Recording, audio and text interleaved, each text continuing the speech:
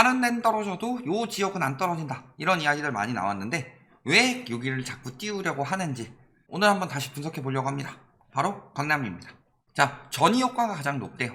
저희가 늘 말씀드렸던 말들 있죠. 이게 드디어 분석으로 나왔습니다. 뭐라고 그랬어요? 강남을 띄우는 이유는 뭐예요?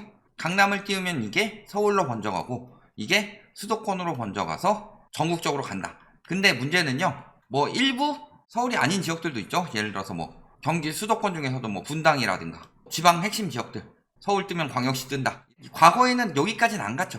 보통 여기서 끊기든가 아니면 여기 수도에서 끊겼죠. 수도권까지 안 가고 예전에도 뭐 분당이라든가 버블세븐, 그래서 신도시들 이런 데로 많이 번졌었는데 지금도 똑같이 번지게 하려고 자꾸 강남을 부추긴다. 강남이 안 떨어지면 집값이 안 떨어졌다. 이 심리를 부추기면서 자꾸 이런 식으로 번져나가게 하려고 한다. 이런 이야기들을 계속 드렸었는데 전이 효과 보면은 강남 지역의 매매 가격 변동은 다른 지역 주택 가격에 21.9%의 영향을 미쳤다.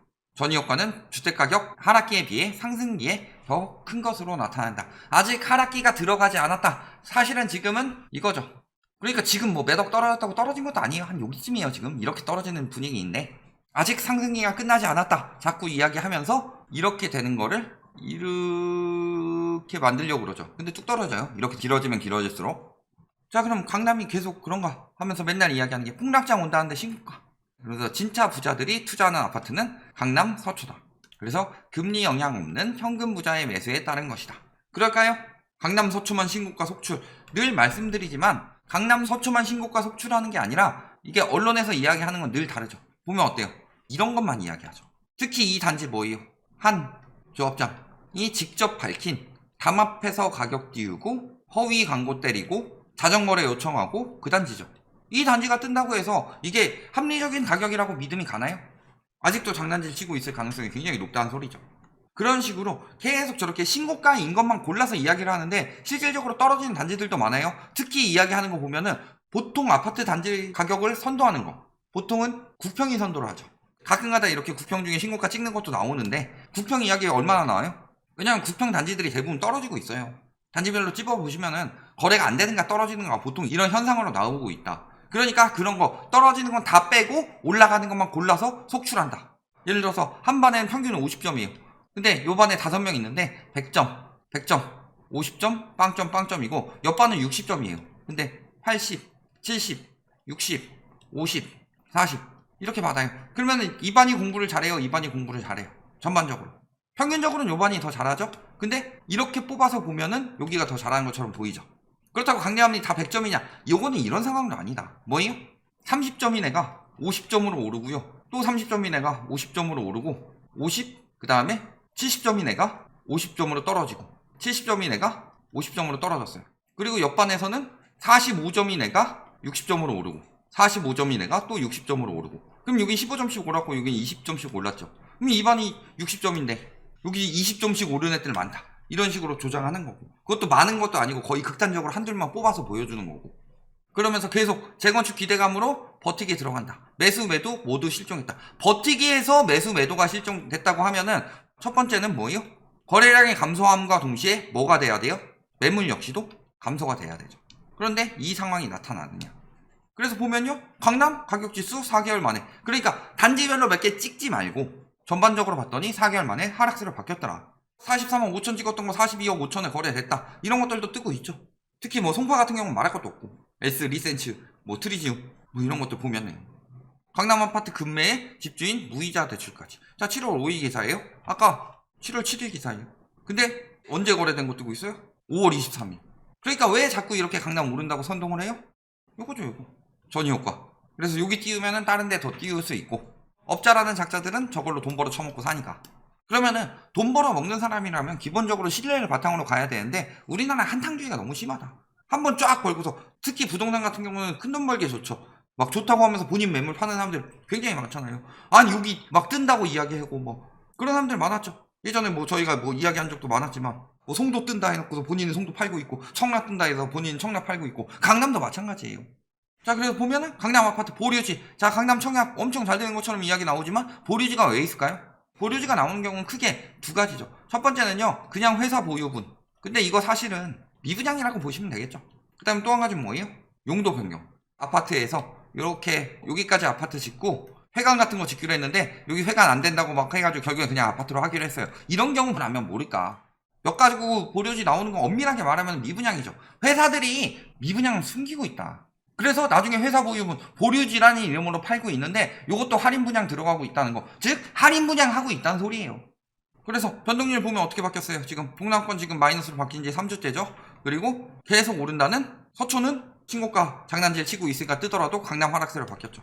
뭐 이게 나머지 두 개구는 말할 것도 없고 이미 올해 계속 떨어지고 있고 전세 역시도 강동은 하락 그리고 나머지는 거의 뭐 보합 수준이죠.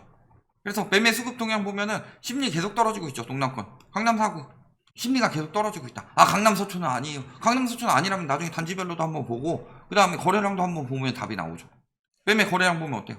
강남 아파트 거래량 5월에 꺾였습니다. 드디어 또 꺾였죠.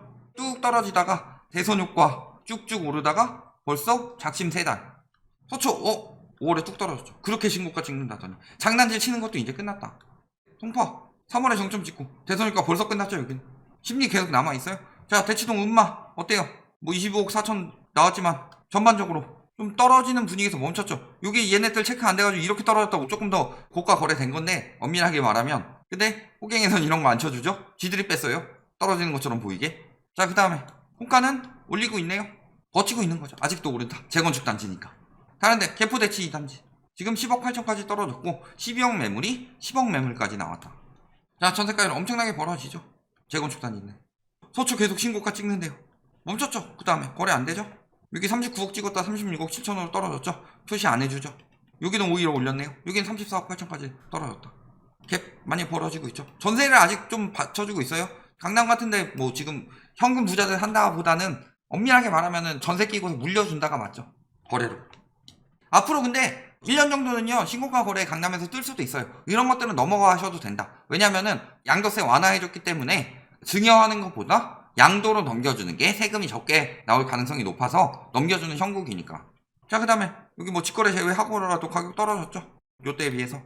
호가도 지금 19억대까지 나왔습니다. 여기 역시 2cm 호가 떨어졌죠.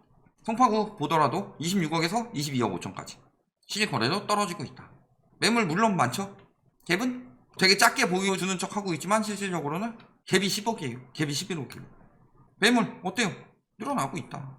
전세? 월세? 말할 것도 없고 올라가는 게 굉장히 이상한 상황이다. 굉장히 지금 뭔가 엄청나게 띄우는 느낌이다. 그 다음에 맨날 공급 부족 이야기하는데요. 강남 올해까지는 공급이 적다 칩시다. 그런데 계속 뭐라고 그랬어요?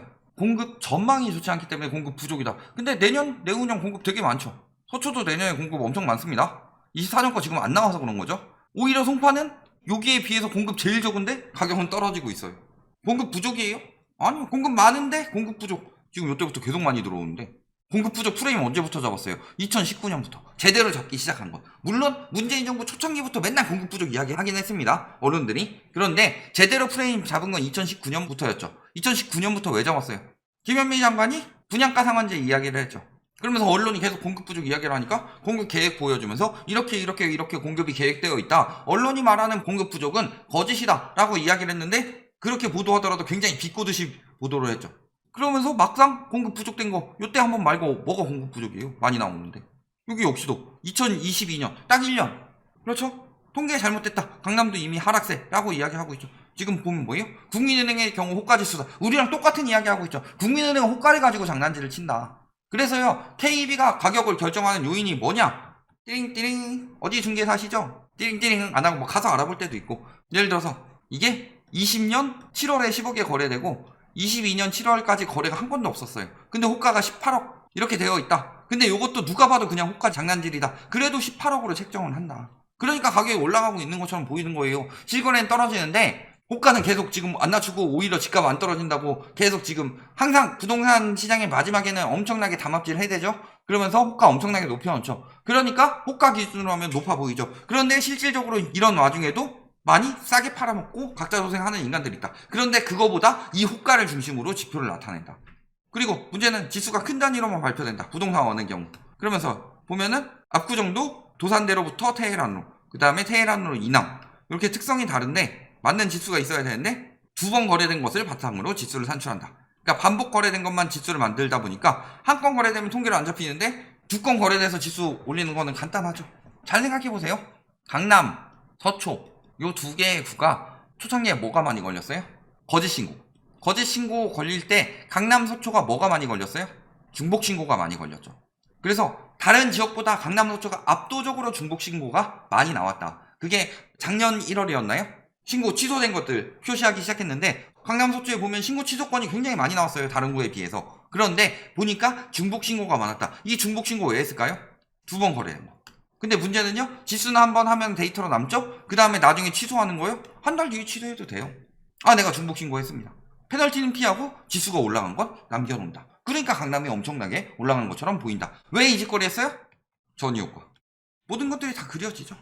얼마나 장난질을 많이 했는지. 그리고 실질적으로는 이미 하락하고 있다. 단지별로 뽑아보니까 답이 나왔더라. 결론 뭐예요? 자, 강남 계속 올라요. 신고가 속출. 실질적으로 보면 이 신고가 속출하는 것만 골라서 뽑았더라.